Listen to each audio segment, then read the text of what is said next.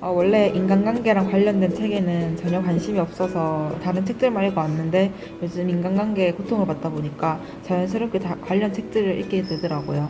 그래서 요즘 자주 읽었습니다. 네, 저는 몇 번 읽어봤어요. 제가 자존감이 되게 낮아서 자존감을 높이고 싶은 마음에 인간관계나 자기계발서 등을 종종 찾아봤어요. 고등학교 때도 이런 책을 가지고 독서클럽에 참여를 했었습니다. 저는 처음 읽어봤어요. 평소에 인간관계에 대한 걱정거리가 딱히 없어서 이런 부류의 책은 많이 낯설고 생소해서 접해보질 않았어요. 한 번도 안 읽어보았지만 이번에 독서클럽 계기로 인간관계에 관한 책을 읽으니 재밌게 본 것 같습니다. 처음에는 쭉 훑어보면서 전반적인 내용을 확인했고 두 번째는 이해하려고 노력하면서 읽어봤습니다. 저는 자주 읽었어요. 고등학교 때 인간관계에 대해 많이 힘들고 지쳐서 조언을 얻고자 이런 책을 많이 읽어봤어요. 저는 인간관계에 대한 책을 한 번도 읽어보지 않았는데 이번 독서클럽을 계기로 해서 인간관계에 대한 책도 읽어보고 그리고 이 책에서 얘기하는 인간관계에서 중요한 그런 마인드들을 새롭게 알게 되어서 되게 좋았던 것 같아요. 책이 연분홍색인데 연분홍색 느낌이 긍정적 감정, 행복을 가져다 주는 느낌이지만 이 책을 읽으면서 그 느낌과 다른 파랑색과 같은 마음의 진정과 차분함이 들어간 느낌이었습니다. 책 표지가 분홍색이라서 일단은 그게 다른 사람의 마음을 움직이는 것 같아서 마음에 들었고 그 다음에 책 제목이 다른 사람을 호기심을 갖게 할 수 있어서 마음에 들었습니다. 책을 딱 봤을 때 제목이 특이해서 뭔 책이지 하고 관심이 가더라고요. 그리고 책 표지가 제가 좋아하는 분홍색이라서 더 좋았던 것 같아요. 네, 이거 책 디자인이 파스텔 핑크색 색깔이잖아요. 그리고 색깔이랑 이렇게 제목만 봐도 이게 뭔가 읽어보고 싶다 이런 느낌이 들거든요. 그래가지고 실제로 제 과 동기도 이 책을 제가 책상 위에 올려놨는데 이 책 뭐야? 하면서 읽어보고 싶은 책이다 하면서 호감을 보였던 적이 있었어요. 저는 책을 볼 때 디자인보다는 내용을 되게 중요시하게 생각을 하는데 저는 이 책을 보고 뭔가 연분홍색으로 전체적으로 색감이 돼 있어서 되게 마음적으로 되게 편했단 말이에요. 그래서 제가 궁금해서 인터넷에 쳐봤는데 진짜 분홍색이 심신적으로 뭔가 안정을 준다고 해서 저는 되게 이 책 디자인을 보고 되게 마음이 편했던 것 같아요. 책을 보면서 분홍색의 파스텔의 부드러운 느낌과 코뿔소의 강렬한 이미지가 서로 상반되는 배치로 제 눈에 확 띈 것 같아요. 표지 색깔이 제가 좋아하는 파스텔 톤이라 눈에 먼저 들어왔었어요. 그리고 여기 보면 코뿔소 그림이 있는데 이 그림의 의미가 무엇일까 생각을 해봤었거든요. 제가 생각하기로 이 코뿔소 뿔처럼 당당하게 살아가자라는 의미인 것 같아요. 저는 작가가 여기서 인간관계에서 상처를 받은 사람들에게 위로를 해주는 그런 말을 해주는 것 같고 그리고 그 상처를 어떻게 극복을 해야 할지 잘 알려주는 것 같아요. 작가가 하고 싶은 말은 인간관계를 맺으면서 자신을 꾸밈없이 보여주되 상처를 받지 말라는 말을 하고 싶어 하는 것 같아요. 인간관계에 대한 심리적 요인들을 저자들에게 전해주는 것 같습니다. 자신을 아끼고 사랑하는 말 같습니다. 세상에는 나랑 맞는 사람이 있고 안 맞는 사람이 있는데 다 맞추려다 보니까 힘든 점이 많더라고요. 나랑 비슷하게 인간관계로 인해서 스트레스 받고 있는 사람들에게 사람들과 만나는 것에 있어서 스트레스 받지 않고 살아나가는 방법에 대해서 알려주고자 하는 것 같아요.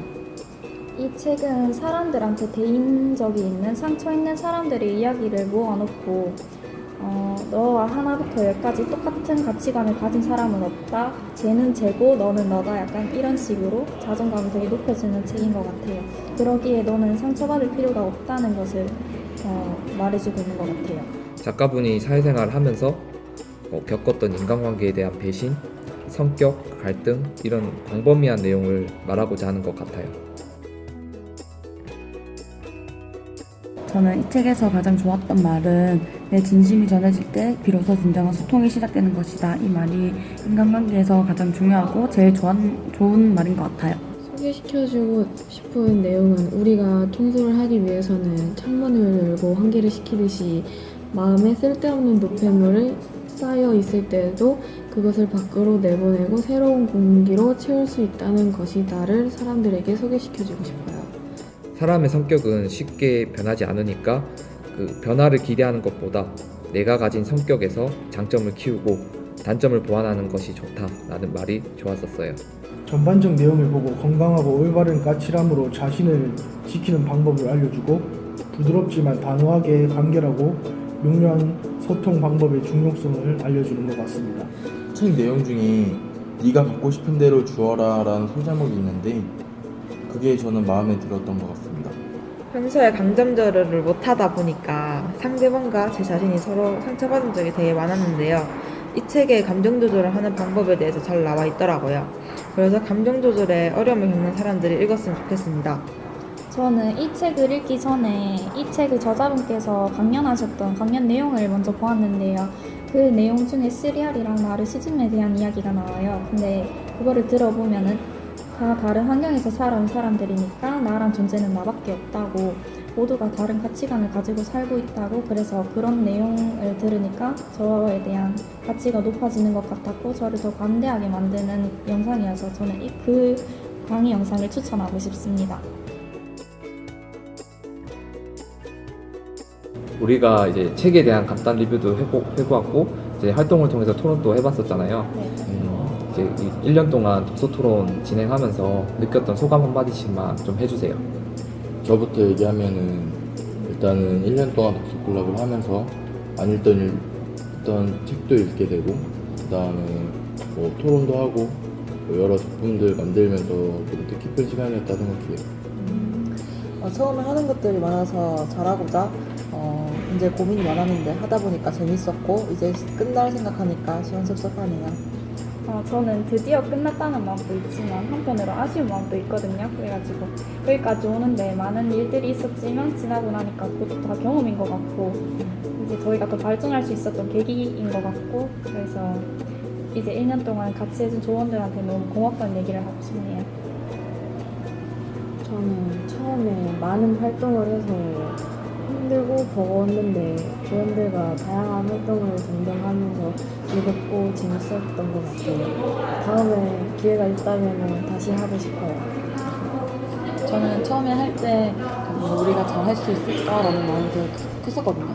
근데 하다 보니까 그냥 이런 생각을 왜 했지 싶기도 하고, 그리고 그게 많은 활동들을 통해서 되게 즐거웠고 되게 좋은 추억을 쌓은 것 같아서 되게 좋았던 것 같아요.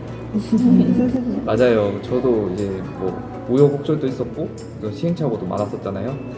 근데 이제 여러분들 다 잘 따라와 주셔서 정말 고마웠고 저 또한 이제 한층 더 발전할 수 있는 시간이 되었던 것 같아요.